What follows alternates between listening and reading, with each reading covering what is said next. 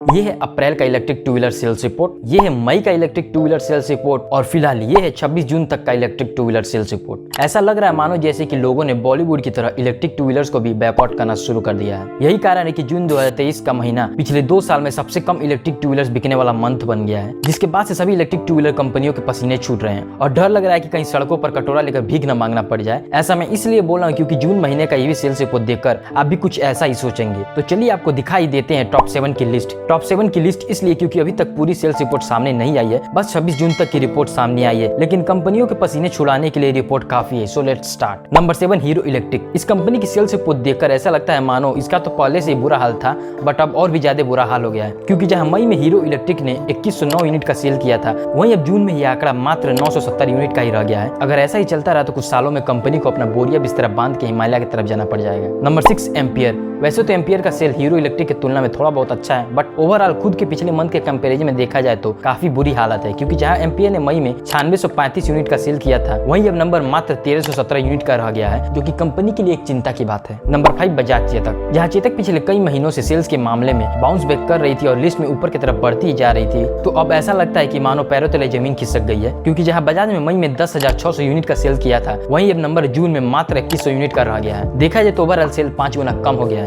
Number 4 Okinawa. वैसे तो Okinawa को भी हीरो इलेक्ट्रिक के जैसे पिछले कई महीनों से अपनी स्कूटर को बेचने में काफी दिक्कतों का सामना करना पड़ रहा है, बट फिर भी ओकिनावा हीरो इलेक्ट्रिक की तुलना में काफी अच्छा खासा सेल कर रही है। यही रीजन है कि जहां ओकिनावा ने मई में 2960 यूनिट का सेल किया था, वहीं अभी आंकड़ा 2167 यूनिट का हो गया है। यानी ओवरऑल देखे तो सेल्स में कुछ ज्यादा कमी नहीं आई है बाकी सभी कंपनियों की तुलना में। नंबर 3 एथर एनर्जी। एक तरह से देखा जाए तो एथर पिछले कई महीनों से अलग अलग तरीके अपना रही है अपनी स्कूटर को बेचने के लिए, जिसकी वजह से कभी मौजूदा स्कूटर में कॉस्ट कटिंग करके सस्ती बना देती है, तो कभी चार्जिंग टाइम कम करके स्कूटर की प्राइस कम कर देती है, तो कभी सस्ती मॉडल लॉन्च करने की बातें करती है ताकि लोग एथर की स्कूटर को खरीदे। लेकिन फिर भी इससे कोई फर्क नहीं पड़ रहा है, ऊपर से सेल्स और भी डाउन होते ही जा रहा है। यही कारण है कि एथर ने जहां मई में 15,404 यूनिट की सेल की थी, वहीं अब नंबर मात्र 3422 यूनिट का रह गया है, जिसकी वजह से एथर के पैरों तले जमीन खिसक गई है। Number 2 TVS. दूसरे कंपनियों की तुलना वैसे टीवीएस को लोग काफी ज्यादा पसंद करते हैं, जिसका रीजन इसका बिल्ड क्वालिटी और ब्रांड वैल्यू। लेकिन फिर भी ये दोनों चीजें टीवीएस के सेल्स को कम होने से नहीं बचा पाई, जिसके कारण जहां टीवीएस ने मई में 20,396 यूनिट की सेल्स की थी, तो वहीं अब ये सेल मात्र 5,253 यूनिट का रह गया है। यानी टीवीएस के लिए खतरे की घंटी बज गई है। नंबर 1 ओला।